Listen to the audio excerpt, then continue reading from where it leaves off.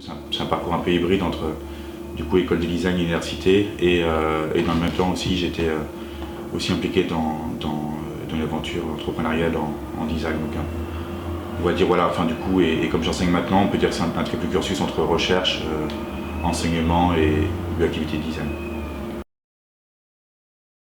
Enfin, au départ en tout cas je pensais que ce qui m'intéressait c'était comment ça déplaçait les façons d'écrire et de lire, mais petit à petit je me suis rendu compte que c'est le problème que je voulais traiter, c'était plutôt comment ça conditionnait et comment ça orientait les façons de créer. Et donc j'ai étendu cette question-là aux logiciels de création que tout le monde connaît, type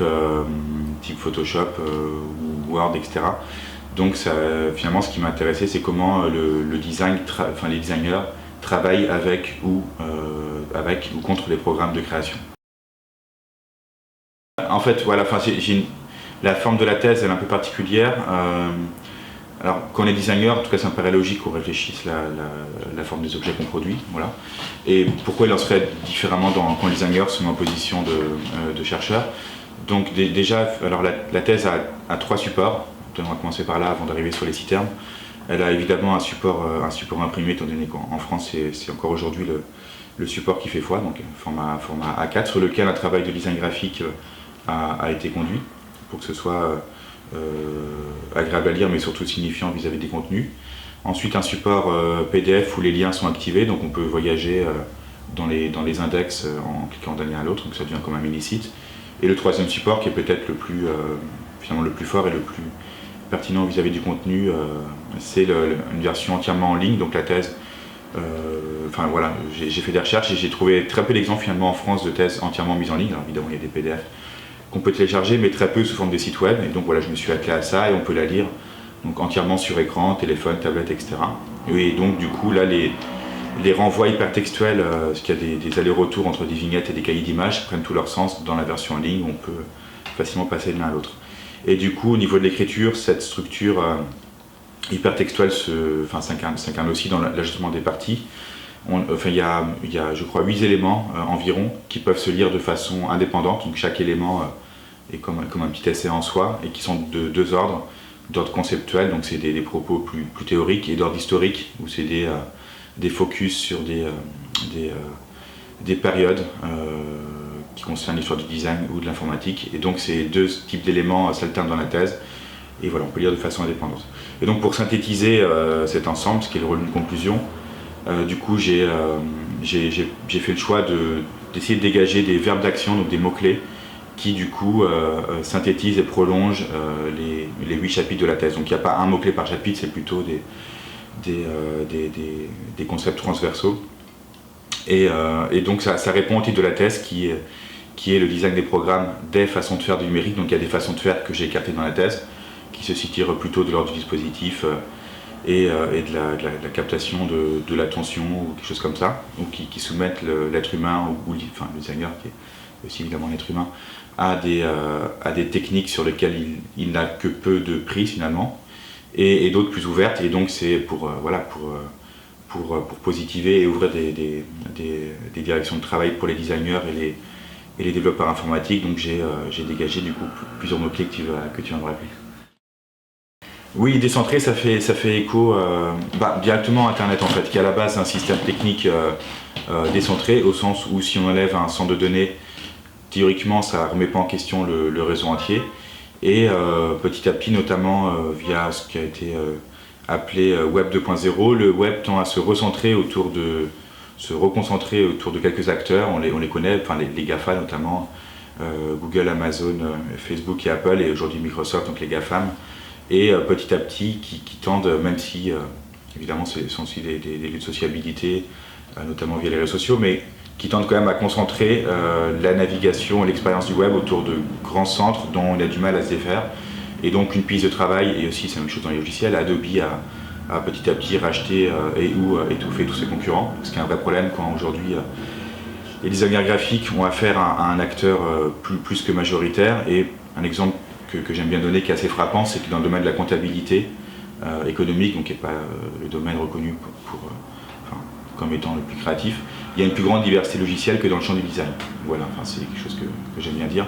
Et donc une piste de travail pour les designers, ça pourrait être du coup de décentrer de ces acteurs et de faire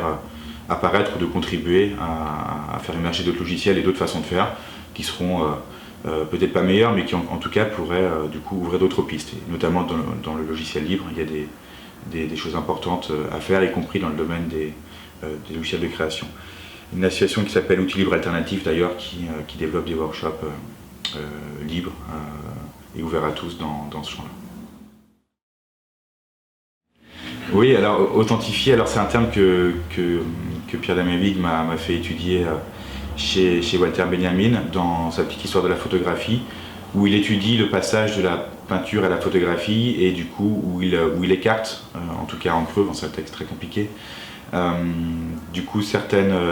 façons de faire de la photographie qui, pour le dire rapidement, imitent la peinture. Et ce qu'il soutient dans ce texte, c'est plutôt des photographes qui découvrent ce que la technique photographique a de singulier. Donc en quoi leur art, leur œuvre sont propres à la photographie et ne pourraient pas être faits en peinture.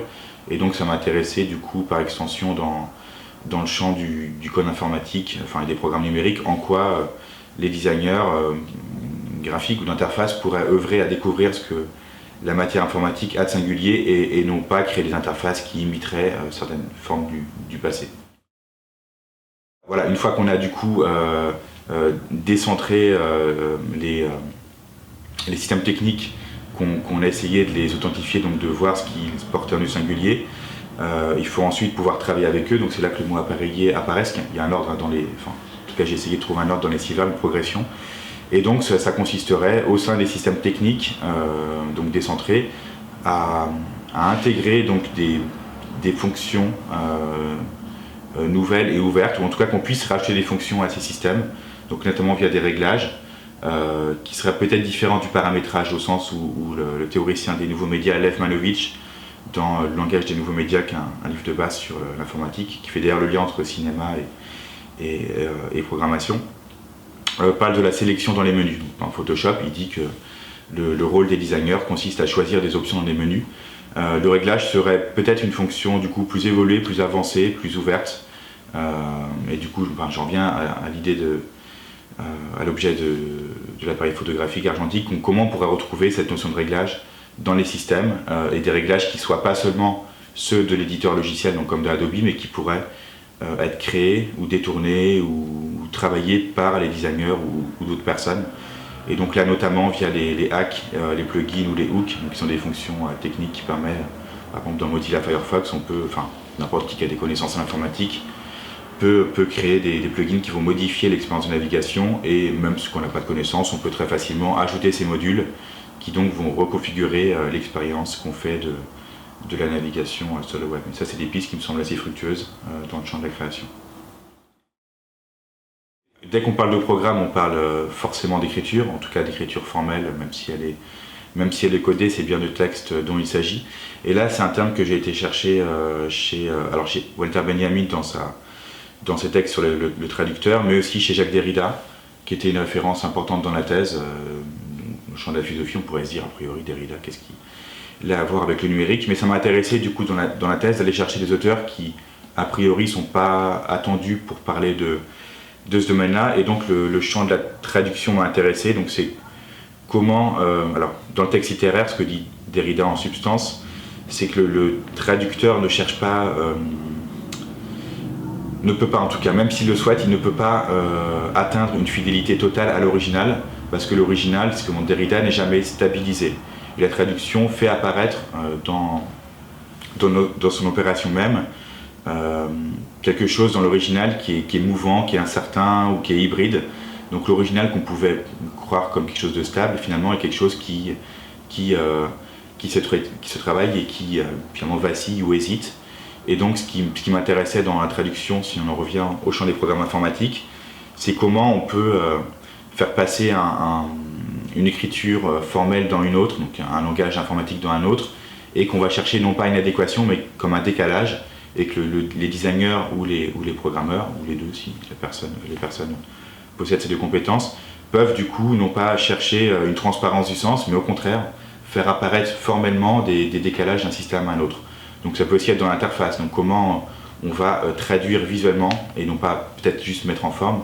un code informatique dans une interface graphique ou visuelle, et que cette interface garde quelque chose de ce décalage, incarne un décalage entre le code informatique qui est la plupart du temps retiré de la vue, mais qui pourrait du coup revenir d'une autre façon, de façon visuelle et traduite par une interface. Alors c'est très abstrait, mais c'est un peu cette direction de travail que j'ai souhaité voilà, donner. Il y a un exemple dans le logiciel Blender, qui est un logiciel libre de création 3D, où du coup il y a un mélange entre le code et la création sous forme d'icônes et de boutons en termes 3D, où d'ailleurs c'est Adobe aussi qu'on peut critiquer pour bien les aspects. Dans After Effects, me semble-t-il, il y a quelque chose de ce ordre-là, où il y a une double lecture entre les timelines, les boutons, et on peut aussi travailler par le code, l'agencement des vidéos, avec des scripts. Et donc il y a quelque chose, la traduction, qui peut-être apparaît là-dedans, ou aussi dans Processing, qui est un logiciel de création graphique créé par des designers issus des enseignements de John Maeda au MIT Media Lab, où du coup on a quelque chose qui se traduit à l'écran, une double vue entre le panneau qui sert à écrire du code et la fenêtre qui visualise l'exécution de ce code. Donc le designer est mis en position peut-être de conscience technique avec cette double lecture entre code d'un côté et exécution de l'autre. C'est non pas créer des programmes qui seraient unifiés, parfaitement lisses ou parfaitement fonctionnels, mais plutôt les déconstruire et faire comprendre leurs composantes. Donc c'est quelque chose alors c'est pas du tout le vocabulaire de Gilbert Simondon, mais on retrouve cette pensée chez lui, donc philosophe des techniques c'est celle de 58 je crois, le mode d'existence des objets techniques. Et dans ce livre, il appelle alors c'est pas les designers, il n'emploie pas le mot design, mais en tout cas il appelle que pour une culture technique, que les personnes en charge de la conception des objets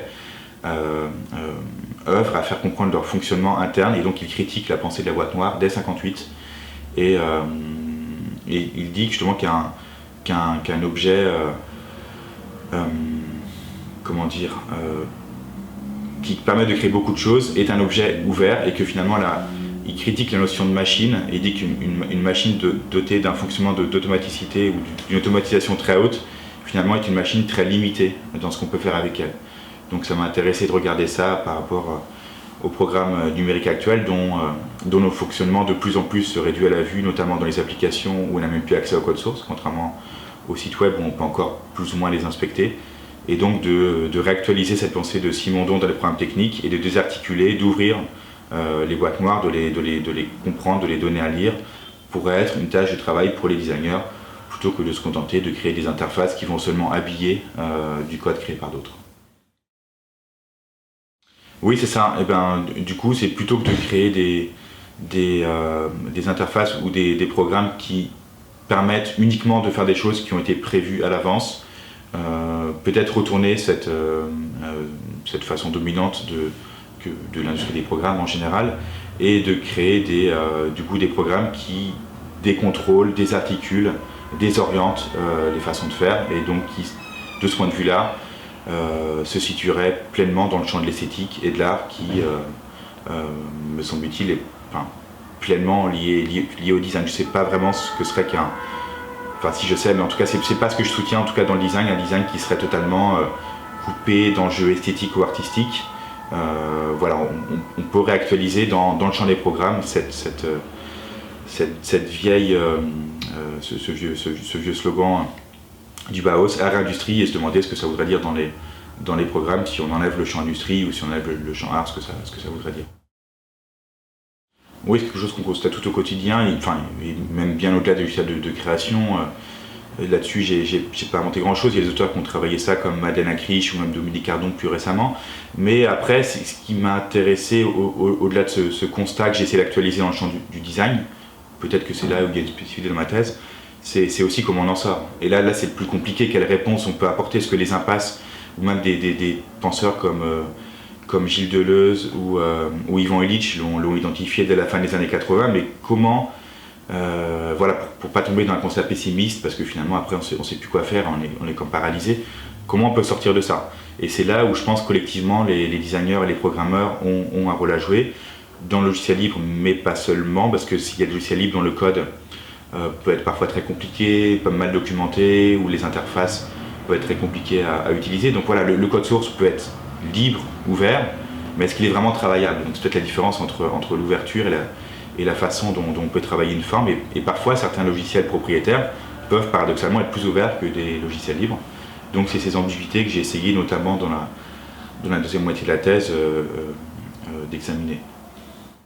Et puis aussi ce que j'ai voulu critiquer aussi de façon plus large, donc cette fois du côté plutôt du rejet, c'est aussi une façon de faire dominante du design qui consiste à l'envisager comme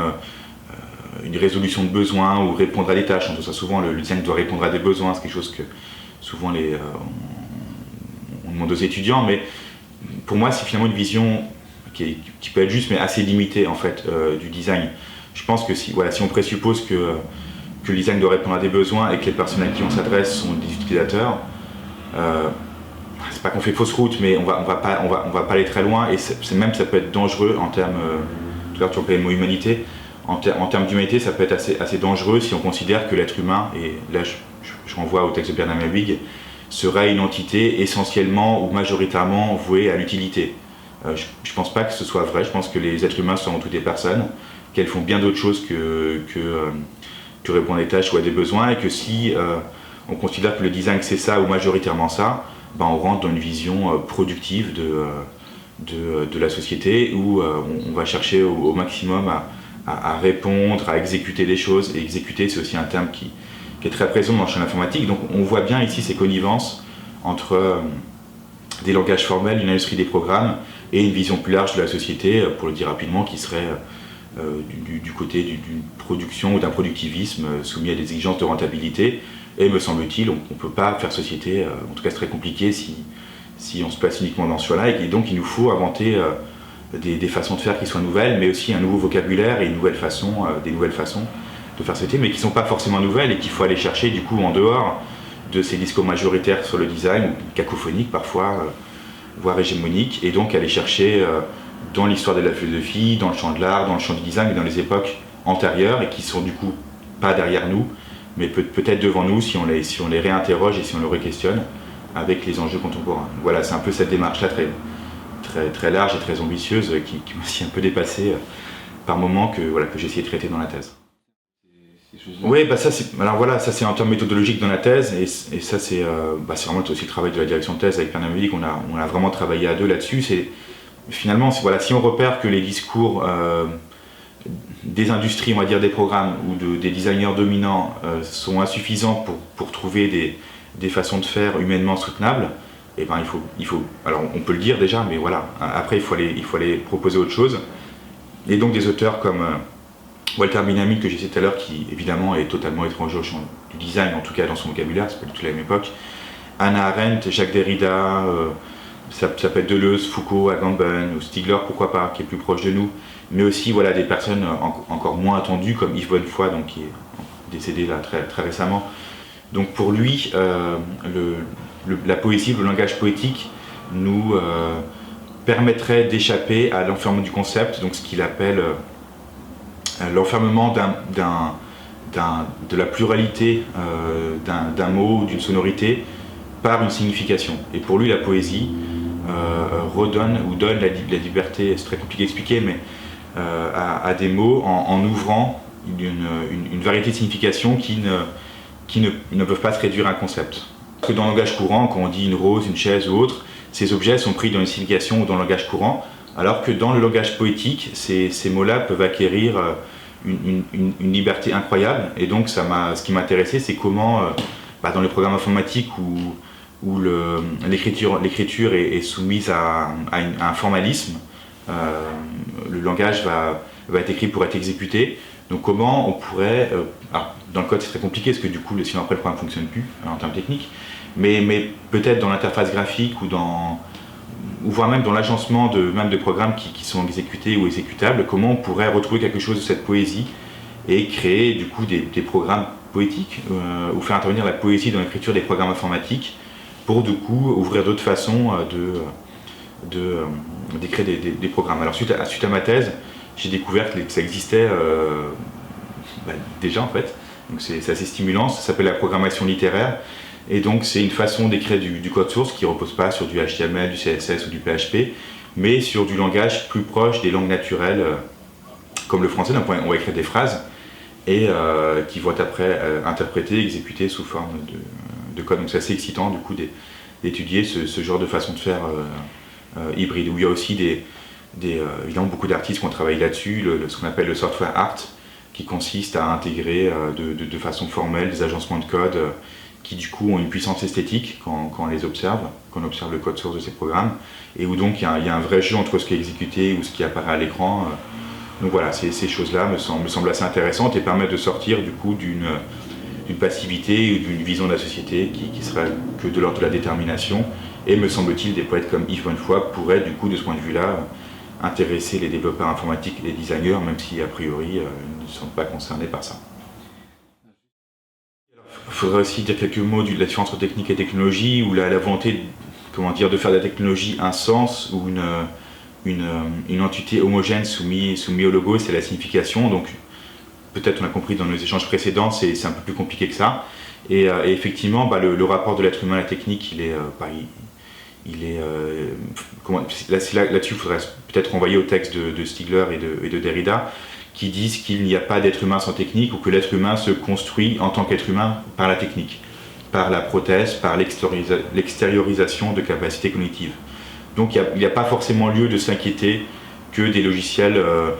permettent de corriger l'orthographe, ou de corriger des images ou autres, enfin d'étendre les capacités de l'être humain.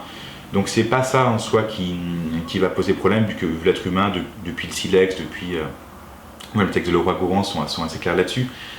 que l'être humain n'existe en tant qu'être humain que parce qu'il extériorise ce que font déjà les animaux, mais à beaucoup moindre échelle, et des capacités, et l'étendre, et du coup l'outil après reconfigure par rétroaction l'être humain, donc c'est bien un aller-retour constant entre les deux. Ce qui pose problème, c'est quand ces outils, ces prothèses, deviennent des dispositifs et soumettent les êtres humains, quand l'être humain n'a plus de retour sur eux, plus de fonction possible de travail, qu'on ne peut plus travailler vraiment les outils, mais qu'il peut juste les employer. Donc c'est la différence entre emploi et travail, c'est aussi une distinction que j'ai abordée dans la thèse. Et donc là, il y a un vrai problème. Là, peut-être que du coup, l'extension technique de l'être humain, paradoxalement, pourrait être bloquée, parce qu'on serait soumis à un champ d'objets sur lequel on aurait pu prise, un champ d'objets techniques, et on serait dans l'incapacité de travailler ces objets-là ou d'en inventer d'autres qui soient authentiquement nouveaux. Et donc, me semble-t-il, là, les designers ont un rôle à jouer pour que les systèmes techniques ne soient pas bloqués, fermés ou déterminés, ou capitalisés, ou économiquement dirigés dans un sens qu'on aurait du mal à déployer, à détourner ou à faire bifurquer. Et donc, il faut toujours qu'une situation technique reste travaillable. Et donc dans la thèse, j'ai étudié certains objets techniques qui sont peut-être des cas limites de design, où le designer ne peut travailler, et là encore, c'est grâce à Pierre Lamabic que j'ai vu ça, que certains objets techniques, paradoxalement, ne pourraient plus faire l'objet de design parce qu'ils seraient fermés à toute bifurcation, à tout détournement. C'est un exemple que je vais prendre chez Pierre Lamien, mais peut-être le grille-pain, c'est un exemple qui donne parfois en conférence, qui est un objet, on peut modifier la coque, la couleur, mais finalement, est-ce qu'on peut vraiment retravailler cet objet techniquement? C'est pas sûr. Et à la fois, c'est quelque chose que je pourrais lui répondre, il y a un designer qui s'appelle Thomas Thwaites, je ne suis pas sûr du nom, mais qui, dans un livre il y a quelques années, a entrepris de reconstruire le grille-pain depuis zéro, sans aucune industrie, aucune machine. Et donc il y a un livre où il documente cet aspect-là. Il a travaillé dessus pendant plus d'1 an. Et donc il propose des grille-pains plus ou moins absurdes qu'il a essayé de reconstruire. Est-ce qu'aujourd'hui on peut encore reconstruire cet objet-là sans avoir accès à des usines? Et donc finalement ça crée des formes qui échappent peut-être aux stéréotypes qu'on a dans les supermarchés. Mais voilà, après, est-ce que ces formes ou ces démarches peuvent passer le stade industriel et de la production en série? C'est une question qui reste ouverte. En tout cas, dans les programmes, du coup, ça m'a intéressé d'étudier ces questions-là. Je vais rajouter un mot là par rapport au design d'interface. Finalement, c'est quelque chose qu'on demande souvent aux designers numériques, d'habiller des interfaces, c'est-à-dire d'habiller du code créé par d'autres. Et donc, voilà, directement, je réponds à cette question-là. Ce serait une vision assez limitée du design d'interaction ou du design numérique d'habiller du code. C'est quelque chose qu'on retrouve, si on se replace dans quelques années avant, dans le champ des centrales nucléaires. Ça peut paraître bizarre que je parle de ça pour le code, mais qu'un objet technique très compliqué, avec des enjeux énormes de sécurité, etc. Et EDF, dans les années 70-80, a fait appel à des architectes, notamment Claude Parent, disparu récemment, pour du coup réfléchir à une intégration de ces objets techniques très compliqués, très lourds dans le paysage. Et donc il y a eu une réflexion esthétique qui a été portée là-dessus pour mieux les intégrer, donc qui à la base n'était pas de l'ordre de l'habillage. Les architectes dirigés par Claude Parent ont essayé du coup de pluraliser les formes qui étaient à la base conçues par des ingénieurs, mathématiciens, etc. Donc en fonction de contraintes techniques. Le projet a, on va dire, majoritairement échoué, mais parce que finalement à la fin les formes n'étaient pas très variées, mais il a quand même resté quelque chose, au moins sous forme d'esquisse, de croquis, de recherche, etc. Et donc me semble-t-il que là, même dans l'objet technique le plus absolu, le plus compliqué à faire varier, des personnes, designers, architectes se sont penchés là-dessus, et donc on pourrait finalement réenvisager des systèmes techniques très compliqués aujourd'hui en termes de code, de ce point de vue-là, pour ne pas tomber dans l'échec ou dans les impasses de l'habillage, et que l'interface du coup aille beaucoup plus loin en termes de conceptualisation.